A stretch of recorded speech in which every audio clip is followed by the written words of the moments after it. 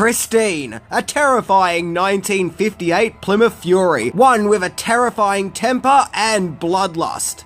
Based on a novel by Stephen King and directed by John Carpenter, this 1983 teen thriller tells the story of high school nerd Arnie Cunningham, who buys an old beaten-up car and repairs her, much to the annoyance of pretty much everyone. Once Christine is all fixed up, Arnie finds a newfound confidence and sinister side, and isn't going to take anyone's crap anymore, where Christine goes on a deadly rampage. Oh no, you can't do that! What's going on? Oh, that's just terrible! What a mean car. Now, despite not doing well in the box office, Christine has become a 1980s classic horror movie, one that many movie enthusiasts all know and love. But what about the version of Christine we didn't get? What would Christine have been like if we saw a nastier version of Arnie, as well as a deleted subplot of Arnie's best friend Dennis and girlfriend Lee having a secret love affair? And more to the point, what would the movie have been like if it starred Kevin Bacon? Well, today we are going to find out by looking into the version of Christine that you've never seen. So, strap yourselves in, but not with seatbelts. Christine didn't come with seatbelts, as we're in for a bumpy ride. So let's check it out.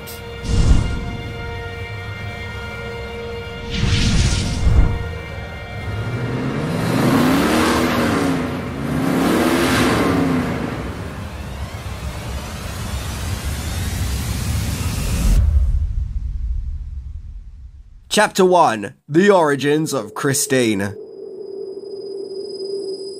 So to understand the movie that Christine could have been, we have to go all the way back to the beginning. As with most things in life, the movie of Christine starts off with the Salem's Lot TV miniseries. Broadcast in 1979 and directed by Tobe Hooper, this frightening tale of a vampire plague being let loose in a small town no doubt would have left many scared viewers with cake in their pants. The series was produced by film and TV producer Richard Kobritz, and on the account that Salem's Lot was written by Stephen King, this led to Kobritz and King to be friends and keep in contact. Then jumped to 1983, and King was working on his next novel, one about an evil haunted car called Christine. Now this novel hadn't been published yet, but King sent Kobritz a manuscript with the hope that Kobritz would adapt Christine into a movie. So King must have really loved the Salem's Lot adaptation, because I don't think he would have sent Stanley Kubrick his Christine manuscript. Now this would have seemed like a perfect deal for Kobritz, as back then, not only were Stephen King novels hugely popular, but so were Stephen King movie adaptations, and Christine would have been based on a brand new book. Heck, the movie was released just mere months after the book's publication, which would have seemed like a sure win. John Carpenter at that time had just directed The Thing, which although has gone on to be considered a horror science fiction movie classic, back in 1982 it made very little money, so Carpenter knew that he had to find work out of fear that he may not be able to work again after the box office obliteration of The Thing, which, by the way, deserved way more than what it got upon its release. Going for a Stephen King adaptation would have seemed like a wise commercial direction for Carpenter. In fact, Carpenter was already attached to work on fellow Stephen King adaptation Firestarter, but that didn't end up working out. However, Carpenter did sign up for Christine.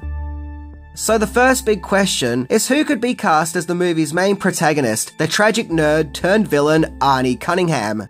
Well, the production found the perfect actor, in the form of, well, Kevin Bacon. Yeah, Kevin Bacon was originally cast in the role. I mean, yeah, who wouldn't want a side order of bacon with their roadkill?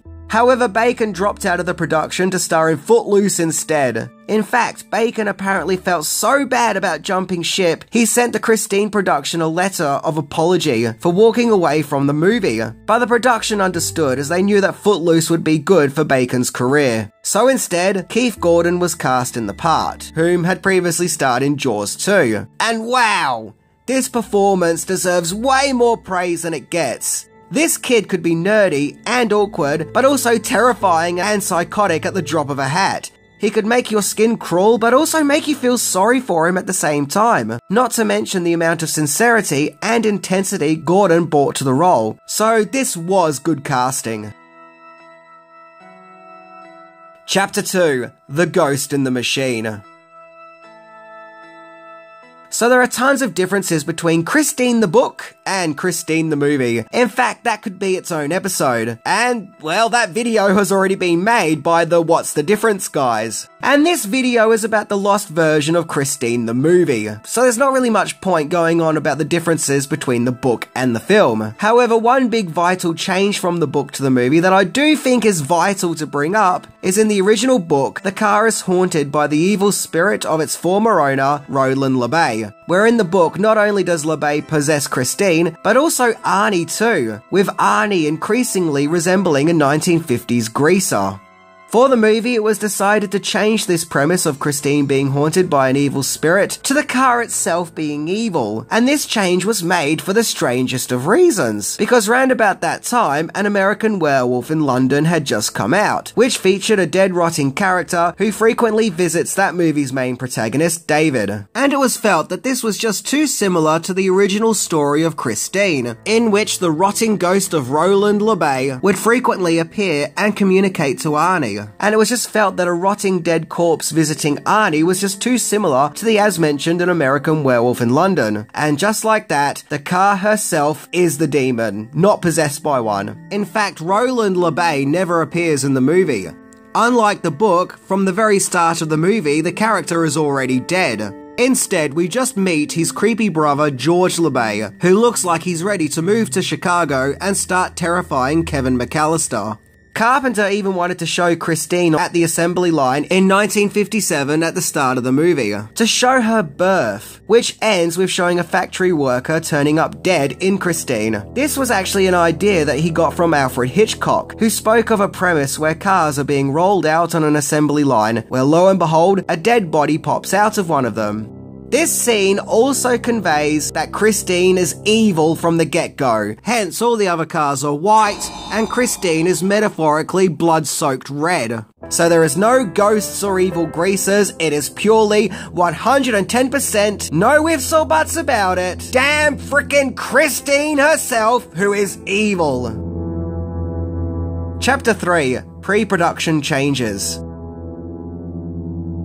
Christine is in no way a gory or gruesome movie. It actually shows very little blood and violence. John Carpenter even said that it isn't really a horror movie. I guess it could be seen as more of a teenage thriller, with a supernatural twist. So when it comes to violence, Christine is quite tame. I wonder if this is because Carpenter's previous movie, The Thing, got a lot of criticism for its gore, and so Carpenter was just playing it safe. Because of this, a lot of swearing had to be added in order for the movie to get an R rating, fearing that Christine wasn't spicy enough and that teenagers aren't going to want to see a PG horror movie. So all the vulgar language was added to Christine's script, and it seemed to have worked as Christine was considered a very disgustingly vulgar movie upon its release, thanks to all its bad language. But Christine did get off the hook a few months later when Scarface came out, which used the F word a whopping 207 times. The scene where we literally see Christine repair herself wasn't in the first cut of the movie, but rather we were just meant to see the car all beaten up in one scene, and then a few scenes later she mysteriously is back to normal, with Christine self-repairing more being implied than shown. However, John Carpenter felt that the movie needed more juice, and that the movie really did need a scene to actually show Christine healing herself. Also in the DVD documentary, it's explained that this scene was meant to be very sexual, as it starts off with Arnie saying, "Show me." So in a way, this was meant to be Christine undressing herself to Arnie and showing him her true self. So, with that, I guess we can conclude that this is Arnie losing his virginity, something that Arnie and Dennis were talking about earlier in the film. It's just weird because I never saw this scene as being sexy, probably because I was too impressed with the effects, but yeah, if you listen to the music in that scene, it does sound like sleazy, sexy music. In the scene where Arnie picks up Dennis and Christine for their New Year's celebration, the car was meant to be really glowing with its lights. Like as in the lights were meant to be really bright and powerful. Airport runway lights were used, but the effect was just considered too complicated to achieve, and it was felt that it just didn't look right. That and the scene was meant to be focused on Dennis and Arnie's conversation, not the special effects hardware. Then there's the contrasting looks of both Arnie and Dennis. Dennis being played by John Stockwell. Their characters were dressed to display Arnie as a loser and Dennis as a winner, a jock. They tried to make actor Keith Gordon look as bad and as undesirable as possible when he's in his geek form.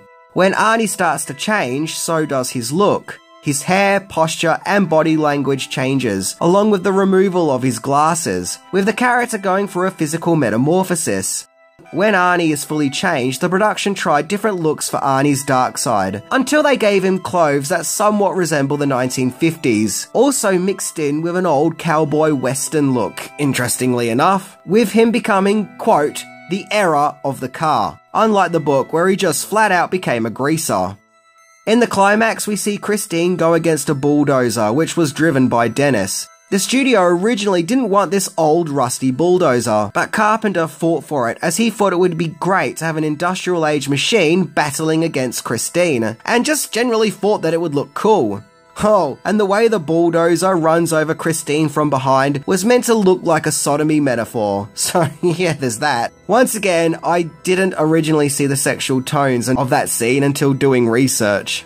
Christine was very much of the moment, as not only was it based on what was a brand new book at that time, but it also featured a modern hit song, that of course being Bad to the Bone, which was played at the start of the movie and the very end. The song came to be in the film because the movie's scriptwriter, Bill Phillips, was hanging out with his girlfriend one time while MTV was playing on the TV, and Bad to the Bone came on, and Phillips' girlfriend said, "That's it, that's about your car. It's born bad." So Phillips went to Carpenter and told him about the song and how it should be used for the film.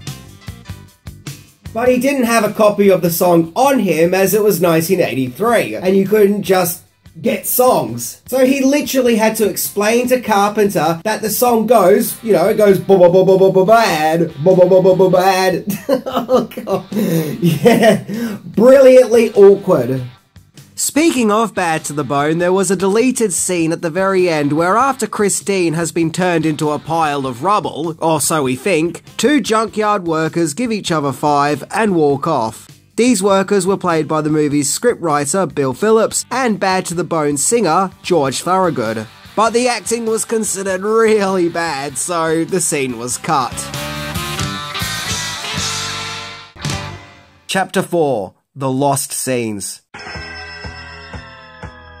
So there are a lot of scenes that were removed from Christine. About half an hour's worth of deleted material has been available over the years. Some of these scenes do feel like extra padding, but I'll explore the deleted scenes that I think are important that may have actually changed the dynamics of the movie. Firstly, there's this shot where Arnie takes Christine to Darnell's junkyard for the first time, where Dennis follows him, and we see sparks flying from underneath Christine, with even parts of the car falling off, with Dennis having to pick up the parts, showing how truly busted Christine is, and how she no doubt was a waste of money. After driving back from Darnell's, Dennis tells Arnie that he should have told him to shove it. I guess presumably that's meant to be Darnell, who was rude to Arnie. Where Arnie suddenly has an emotional breakdown. Where Arnie, in a state of despair, says that he's gonna get those sons of bitches. I'm not sure who he's talking about here. Is he talking about Darnell? Or his parents? Or even the Buddy Repperton gang? Well, I like to think it's everyone. A culmination. All these people who have caused Arnie to suffer and struggle in life, as if in that moment Arnie just couldn't take it anymore and it all just unleashed out of him. I also like how comforting and supportive Dennis is to Arnie in this scene. He really does care and concern for this guy. This scene shows Arnie repairing Christine. Darnell has noticed that Arnie isn't wearing his glasses anymore, suggesting his transformation has started, and even metaphorically, Arnie is getting fixed up and repaired as Christine is, creating a parallel between the two. Darnell and his buddy are confused as to how Arnie is able to get such old and rare car parts for Christine. I think this is setting up quite early on that Christine has the ability to self-regenerate. After his accident, Arnie visits Dennis in the hospital, as we see in the movie. But in this version, Arnie goes to sign Dennis's cast, only to see that his girlfriend Lee has also signed it, of which he was not aware of. I kind of wish this scene was kept in, as Arnie is quite intimidating here, even threatening, showing us that Arnie is super jealous and not to be messed with. But then again, to be fair to Arnie, why would Lee be visiting Dennis in the hospital? They only met once, and that was when he asked her out and she said no, so yeah, I guess narratively that doesn't really work. There's an extended scene of the Repperton gang smashing up Christine. It doesn't really add much to the narrative, but I thought I'll mention that in the DVD commentary, John Carpenter mentioned that smashing up this car was not as easy as it looks, as during the filming of this scene, these guys were getting all cut up and even fainting. We even see this guy do a wee-wee on Christine. Wow, no wonder Peter Venkman would go on to give him electric shocks. Okay, in the original movie, before Arnie and Lee find Christine all beaten up, the dialogue and directing of the characters is actually quite sweet and tender. But here in this version, there is more tension, and Arnie is more combative and even slightly forceful. There's a deleted scene where Lee visits Dennis in the hospital to tell Dennis that Arnie is losing his mind and that it's all because of Christine, further stating that his grades are slipping and that he always falls asleep in class, as he's spending all his time fixing Christine and doing odd jobs for Darnell. Then, oddly, things get a little flirty between Lee and Dennis. Yeah, I don't like it. How do we go from being really concerned about Arnie to looking at each other with lovey-dovey gooey eyes in literally just a split second? There's a really sad scene where Arnie's mum is depressed and looks upon him while he's sleeping, clearly because she's worried about all these changes that he seems to be going through. I like this scene, as although Arnie's mum had previously been seen to emotionally bully him, she still does really care and worry about her son. This one tiny itty bitty scene would have actually really taken the movie into a tragic and emotional place. Now here's some fun trivia. The actress who plays Arnie's mum is called Christine, be that Christine Belford. We see Arnie visit Dennis in hospital again, and this time he's even more intimidating and threatening, and even gets rough and physical. I don't even know what Arnie's problem is here. I guess just reminding Dennis who's boss. Dennis asks if Arnie can write something funny on his cast, despite already signing his name, where Arnie writes, "Dennis is the biggest dork." Damn! What is Arnie's issue here? Like, who pissed in his sandwiches? I'm glad this scene was taken out, as it really makes you lose sympathy for his character. And unlike the final film, where Arnie's bad behaviour is usually reactionary to other people doing bad things to him or getting in his way, this kind of makes it look like Arnie is just really antagonistic and wants a fight, which changes the character in the movie greatly, and not necessarily for the better. There's an extended scene of Arnie and the detective who is investigating the murders. In a previous scene, Arnie tells the detective that he fixed Christine himself, but here the detective informs Arnie that Christine's shade of red is called Autumn Red, and that you can't get that shade of red anymore. Furthermore, he informs Arnie that traces of autumn red paint were found on the pelvic bones of the character Moochie, the one who Christine squashed earlier. There's this scene of Dennis and Lee meeting up to talk about Arnie and Christine. This scene is shortened down in the final cut, but in this extended scene, we actually see a Christmas tree. Yeah, remember that? Christmas takes place in Christine, in which the final cut glosses over that. Okay, upon going over footage from the final film, you can actually see the Christmas tree tucked away in the corner there, but in this version, you can see the tree on full display. Dennis then pulls out 2 pieces of his leg cast to show the 2 times that Arnie signed it, showing the way that Arnie has signed his name has drastically changed. This scene was in the book, and it makes sense in the book, as it shows that Arnie is being possessed by LeBay, and thus LeBay has taken over Arnie's handwriting. Whereas in the movie, there is no spirit of LeBay, as once again it's the car that's evil, so it doesn't make sense here. There's extended scenes of Arnie and Dennis driving around at New Year's, where Arnie is even more insane. And at this stage, it's like, why would you even hang out with this guy? Clearly, Arnie has eaten a psycho sandwich and is really dangerous. All sanity in this kid's head has left the building. Now we get to the part that I'm really glad they cut out, where Dennis and Lee go out to get some takeaway, and Dennis tells Lee that he wishes that he met her first, where she shares this sentiment, where they start making out, only to be caught by Arnie, where Arnie completely loses it and has something of a car standoff with Dennis, and Dennis uses his car to damage Christine. To me, this just makes me lose sympathy for the Dennis and Lee characters, and it kind of shows that they don't really care about Arnie after all. In fact, Lee knows that this is such a betrayal to Arnie, she even says that they can't tell anyone. Wow. We're meant to believe that their biggest motivation here is that they care about Arnie. But this is actually being very cruel to Arnie, and if anything, in a weird way, actually kind of validates his bad behaviour, along with his anger and outrage. Especially Dennis, who's meant to be his best friend. Yeah, I think it was really wise to cut out this romantic subplot of Dennis and Lee. It may have worked in the book, but sometimes what works on the printed page doesn't necessarily work on film. Last chapter. What is Christine? I think the original cut shows Arnie as being more of a monster, and really less sympathetic. In the final film, when Christine goes on killing sprees, there's ambiguity as to whether or not Arnie is driving her, or if Christine is doing the killings herself. I think with this darker cut, I would have been more inclined to think that it was Arnie driving around killing everyone. In the theatrical cut, Arnie is more relatable and tragic. If anything, in the final film, I always feel bad for Arnie, as it feels like everyone's biggest problem with him is that since buying Christine, he's become more confident and headstrong, and less easy for people to bully and push around and tell him what to do. With all the people who bring Arnie down in life actively trying to stop this more interesting and secure version of Arnie, and for him to revert back to his nervous, sheepish, nerdy self. Without all these cut scenes of Arnie being a sadistic bully, in the final film we see Arnie as just a kid getting trampled by the world, including his school bullies, his controlling and emotionally abusive parents, and Darnell, and to a really tiny degree, Dennis.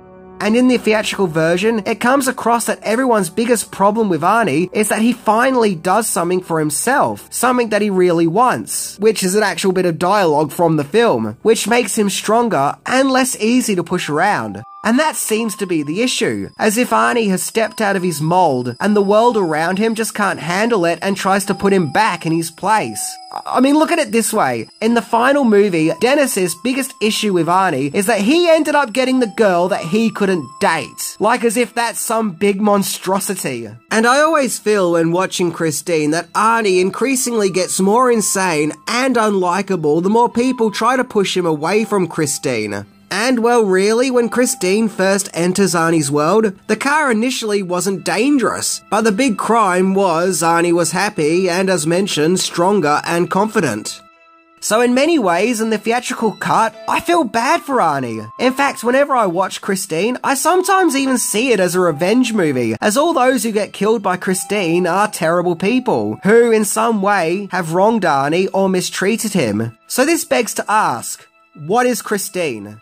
Well, to prepare for this episode, I listened to the DVD commentary, and in that scene where Arnie finds a beaten up Christine, John Carpenter, the director, said that he had no idea why Arnie would be into such a piece of shit car. Yeah, not even the director himself could figure it out. Where actor Keith Gordon, who was also taking part in the commentary, added that it's kind of like when someone starts seeing another person, and other people ask, why her? Well, there is no logic who we fall in love with, it just happens. Almost as if Gordon gets it more than Carpenter does. In the as mentioned DVD commentary, it's explained that Arnie loves Christine because he sees ugliness in the beaten up Christine, and he can relate to that himself. And if he can fix up Christine, then it's almost like he can fix himself up too. And that's exactly what happens. So to sum it up, to me, Christine is Arnie. Be that a narrative parallel of Arnie. She is his complications and frustrations with the world due to his bad treatment, which has literally manifested itself into a hell beast on wheels. So this begs to ask, do I think that Christine is a better movie for having all of these scenes cut out? Well, you bet I do. Wow, no, seriously. Such a wise move to cut them out. Once again, it may have worked in the book, what with the Arnie being possessed by an evil ghost narrative, but without that narrative, it's baffling seeing Arnie be so nasty and vicious. Yes, he does have a sinister side in the theatrical cut, but in the theatrical cut there is more of a rhyme and a reason for this behaviour, other than Arnie's just being nasty just because he's a dick. Anyway, I'm Minty, and if there ever was a Christine sequel, then I think Keith Gordon gave it the perfect tagline in the audio commentary. That being, just when you thought it was safe to go back to the driveway. See ya!